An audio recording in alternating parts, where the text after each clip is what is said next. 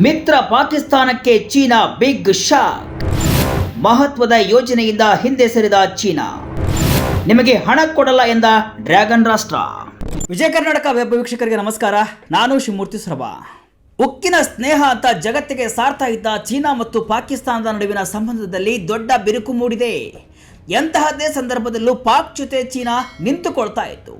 Operation ಸಿಂಧೂರ ಸಮಯದಲ್ಲಿ ಪಾಕಿಸ್ತಾನಕ್ಕೆ China weapon supply ಮಾಡಿತ್ತು. ದಾಳಿ ವೇಳೆ ಪಾಕಿಸ್ತಾನಕ್ಕೆ ಚೀನಾ ಬೆನ್ನೆಲುಬಾಗಿ ನಿಂತಿತ್ತು. ಆದರೆ ಈಗ ಪಾಕಿಸ್ತಾನ ಚೀನಾಗೆ ಕೈ ಕೊಟ್ಟಿದೆ. ನಡು ನೀರಲ್ಲಿ ಕೈಬಿಟ್ಟು ಜಾರಿಕೊಂಡಿದೆ. ಹೌದು, ಇತ್ತೀಚಿನ ದಿನಗಳಲ್ಲಿ ಅಮೆರಿಕಕ್ಕೆ ಹತ್ತಿರವಾಗುತ್ತಿರುವ ಪಾಕಿಸ್ತಾನಕ್ಕೆ ಚೀನಾ ಬಿಗ್ ಶಾಕ್ ಅನ್ನ ಕೊಟ್ಟಿದೆ. ಚೀನಾ ಪಾಕಿಸ್ತಾನ ಆರ್ಥಿಕ ಕಾರಿಡಾರ್ ಕೇಂದ್ರ ಬಿಂದುವಾಗಬೇಕಾಗಿದ್ದಂತಹ ಪಾಕಿಸ್ತಾನದ ಯೋಜನೆ ಒಂದಕ್ಕೆ ಹಣಕಾಸಿನ ನೆರವು ನೀಡುವುದರಿಂದ ಚೀನಾ ಹಿಂದಕ್ಕೆ ಸರಿದಿದೆ. ಇದು ಇಡೀ ದಕ್ಷಿಣ ಏಷ್ಯಾದ ರಾಜಕೀಯ ಸಮೀಕರಣವನ್ನೇ ಬದಲಿಸುವ ಮುನ್ಸೂಚನೆಯನ್ನ ನೀಡಿದೆ. ಚೀನಾದ ಈ ನಡೆ ಪಾಕಿಸ್ತಾನವನ್ನ ಅಕ್ಷರಶಃ ಅತಂತ್ರ ಸ್ಥಿತಿಗೆ ತಳ್ಳಿದೆ. ಹಾಗಾದ್ರೆ ಏನಿದು ಮಹತ್ವದ ಯೋಜನೆ? ಚೀನಾ ಈಗ ಪಾಕಿಸ್ತಾನಕ್ಕೆ ಕೈಕೊಟ್ಟಿದ್ದು ಯಾಕೆ?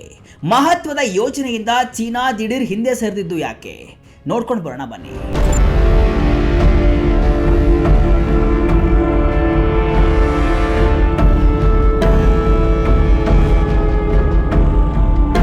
ದಶಕಗಳ ಕಾಲ ಪಾಕಿಸ್ತಾನ ಚೀನಾವನ್ನ ತನ್ನ ಅತ್ಯಂತ ಆಪ್ತ ಮಿತ್ರ ಅಂತ ನಂಬಿತ್ತು.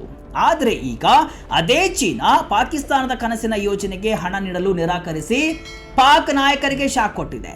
ಪಾಕಿಸ್ತಾನದ ಮೇನ್ ಲೈನ್ 1 ಯೋಜನೆಗೆ ಹಣಕಾಸಿನ ನೆರವು ನೀಡುವುದಿಲ್ಲ ಅಂತ ಚೀನಾ ಹೇಳಿದೆ.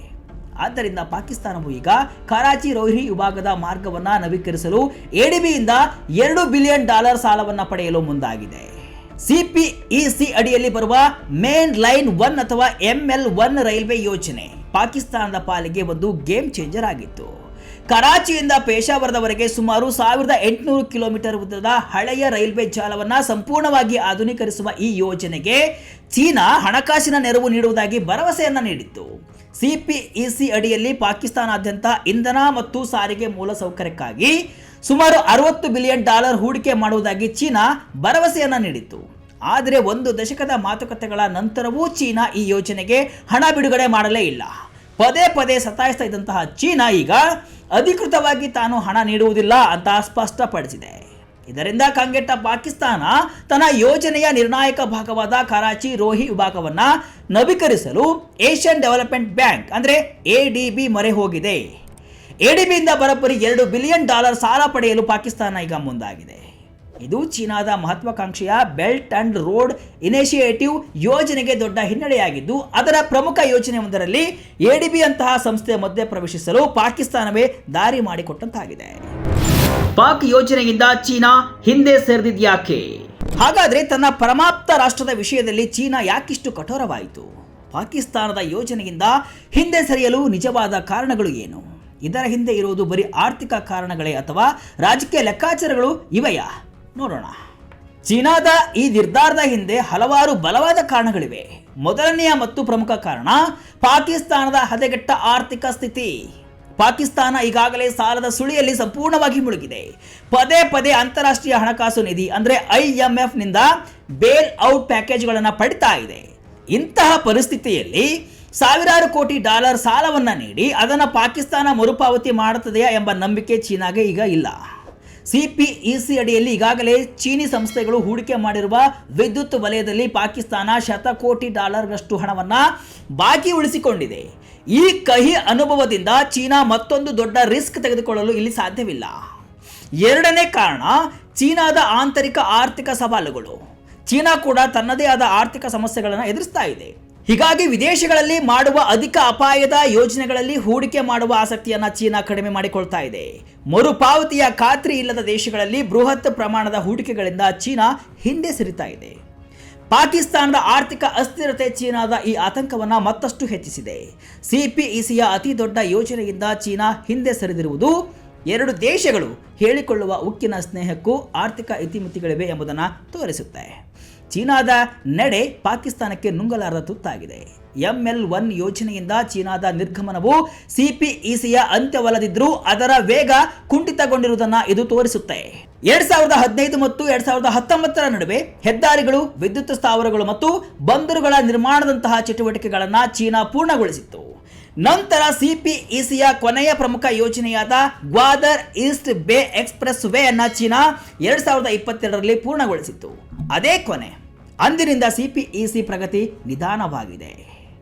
ಜೊತೆಗೆ ಚೀನಾದ ವಿದ್ಯುತ್ ಉತ್ಪಾದಕರಿಗೆ ಪಾಕಿಸ್ತಾನವು ಪಾವತಿಸಬೇಕಾದ ಬಾಕಿ ಮೊತ್ತವು ಕೂಡ ದೊಡ್ಡ ಸಮಸ್ಯೆಯಾಗಿ ಪರಿಣಮಿಸಿದೆ.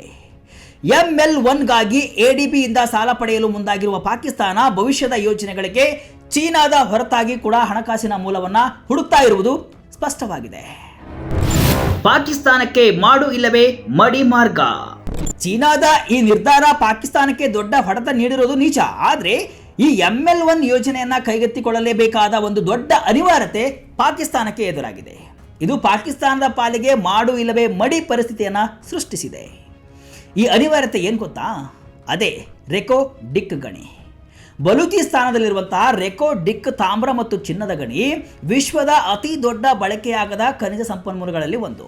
ಕೆನಡಾದ ಗಣಿಗಾರಿಕೆ ದೈತ್ಯ ಬ್ಯಾರಿಕ್ ಗೋಲ್ಡ್ ಈ ಗಣಿಯನ್ನು ಅಭಿವೃದ್ಧಿಪಡಿಸ್ತಾ ಇದ್ದು, ಮುಂಬರುವ ವರ್ಷಗಳಲ್ಲಿ ಇದು ಪಾಕಿಸ್ತಾನದ ರಫ್ತು ಆದಾಯವನ್ನು ಹಲವು ಪಟ್ಟು ಹೆಚ್ಚಿಸುವ ಸಾಮರ್ಥ್ಯವನ್ನು ಹೊಂದಿದೆ. ಇದು ಪಾಕಿಸ್ತಾನದ ಆರ್ಥಿಕತೆಗೆ ಸಂಜೀವಿನಿಯಾಗಬಲ್ಲದು. ಆದರೆ ಇಲ್ಲೊಂದು ದೊಡ್ಡ ಸಮಸ್ಯೆ ಇದೆ. ಈ ಗಣಿಯಿಂದ ಲಕ್ಷಾಂತರ ಟನ್ ಅದಿರನ್ನ ಬಂದರುಗಳಿಗೆ ಸಾಗಿಸಲು ಬೇಕಾದ ಸಾರಿಗೆ ಮೂಲಸೌಕರ್ಯ ಪಾಕಿಸ್ತಾನದಲ್ಲಿ ಇಲ್ಲ. ಅಸ್ತಿತ್ವದಲ್ಲಿರುವಂತಹ ರೈಲು ಮಾರ್ಗವು ಬ್ರಿಟಿಷರ ಕಾಲದಾಗಿದ್ದು, ರೆಕೋ ಡಿಕ್ನಿಂದ ಬರುವಂತಹ ಭಾರಿ ಸರಕುಗಳ ಪ್ರಮಾಣ ಮತ್ತು ತೂಕವನ್ನು ಹೊರಲು ಅಸಮರ್ಥವಾಗಿದೆ. ಆಧುನೀಕರಿಸಿದ ML1 ರೈಲ್ವೆ ಜಾಲವಿಲ್ಲದೆ ರೆಕೋ ಡಿಕ್ ಗಣಿಯ ಸಂಪೂರ್ಣ ಆರ್ಥಿಕ ಸಾಮರ್ಥ್ಯವನ್ನು ಬಳಸಿಕೊಳ್ಳಲು ಪಾಕಿಸ್ತಾನಕ್ಕೆ ಸಾಧ್ಯವೇ ಇಲ್ಲ. ಈ ಕಾರಣಕ್ಕಾಗಿಯೇ ಎಂತಹ ಪರಿಸ್ಥಿತಿಯಲ್ಲಾದರೂ ML1 ಯೋಜನೆಯನ್ನು ಆರಂಭಿಸಲೇಬೇಕಾದ ಅನಿವಾರ್ಯತೆಗೆ ಪಾಕಿಸ್ತಾನ ಸಿಲುಕಿದೆ. ಇದೇ ಕಾರಣಕ್ಕೆ ಏಷ್ಯನ್ ಡೆವಲಪ್ಮೆಂಟ್ ಬ್ಯಾಂಕ್ ಕೂಡ ಆಸಕ್ತಿಯನ್ನು ತೋರಿಸಿದೆ. ಎಡಿಬಿ ಈಗಾಗಲೇ ರೆಕೋ ಡಿಕ್ ಯೋಜನೆಗೆ $410 ಮಿಲಿಯನ್ ನೀಡುವುದಾಗಿ ಭರವಸೆಯನ್ನು ನೀಡಿದ್ದು, ಆ ಗಣಿಯ ಯಶಸ್ವಿಗೆ ಬೇಕಾದ ರೈಲ್ವೆ ಮೂಲಸೌಕರ್ಯಕ್ಕೂ ಈಗ ಹಣಕಾಸು ಒದಗಿಸಲು ಮುಂದೆ ಬಂದಿದೆ. ಒಟ್ಟಿನಲ್ಲಿ ಚೀನಾದ ದ್ರೋಹ ಪಾಕಿಸ್ತಾನಕ್ಕೆ ತನ್ನದೇ ಆದ ಪರ್ಯಾಯ ದಾರಿಗಳನ್ನು ಹುಡುಕುವಂತೆ ಮಾಡಿದೆ. ಚೀನಾವನ್ನೇ ಸಂಪೂರ್ಣವಾಗಿ ಅವಲಂಬಿಸಿರುವುದು ಎಷ್ಟು ಅಪಾಯಕಾರಿ ಎಂಬುದನ್ನು ಪಾಕಿಸ್ತಾನ ಅರಿತುಕೊಂಡಂತೆ ಕಾಣ್ತಾ ಇದೆ. ಎಡಿಬಿಯಿಂದ ಸಾಲ ಪಡೆಯುವ ಈ ನಿರ್ಧಾರ ಭವಿಷ್ಯದ ಯೋಜನೆಗಳಿಗೆ ಚೀನಾವನ್ನು ಹೊರತುಪಡಿಸಿ ಬೇರೆ ಹಣಕಾಸಿನ ಮೂಲಗಳನ್ನು ಹುಡುಕುವ ಪಾಕಿಸ್ತಾನದ ಹೊಸ ಕಾರ್ಯತಂತ್ರದ ಭಾಗವಾಗಿದೆ. ಚೀನಾದಿಂದ ದೂರ ಸರಿದು ಪಾಕಿಸ್ತಾನ ಅಮೆರಿಕ ಮತ್ತು ಇತರ ಪಾಶ್ಚಿಮಾತ್ಯ ಸಂಸ್ಥೆಗಳತ್ತ ಹೆಚ್ಚು ವಾಲ್ತಾ ಇದೆಯಾ ಎಂಬ ಪ್ರಶ್ನೆ ಈಗ ಎದ್ದಿದೆ. ಈ ಬೆಳವಣಿಗೆಯು ದಕ್ಷಿಣ ಏಷ್ಯಾದ ಭೌಗೋಳಿಕ ರಾಜಕೀಯದ ಮೇಲೆ ಯಾವ ರೀತಿಯ ಪರಿಣಾಮ ಬೀರಲಿದೆ ಎಂಬುದನ್ನು ಕೂಡ ಕಾದು ನೋಡಬೇಕಾಗಿದೆ.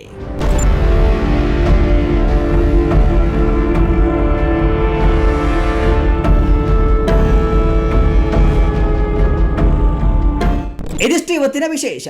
ಇದೇ ರೀತಿಯ ಹಲವು ವಿಶ್ಲೇಷಣೆ ಮಾಹಿತಿ ಅಷ್ಟೇ ಅಲ್ಲ, ಮನರಂಜನೆಯ ವಿಡಿಯೋಗಳಿಗಾಗಿ ವಿಜಯ ಕರ್ನಾಟಕ ವೆಬ್ಸೈಟ್, ಫೇಸ್ಬುಕ್ ಹಾಗೂ ಯೂಟ್ಯೂಬ್ ಪೇಜನ್ನು ಫಾಲೋ ಮಾಡಿ. ಧನ್ಯವಾದಗಳು.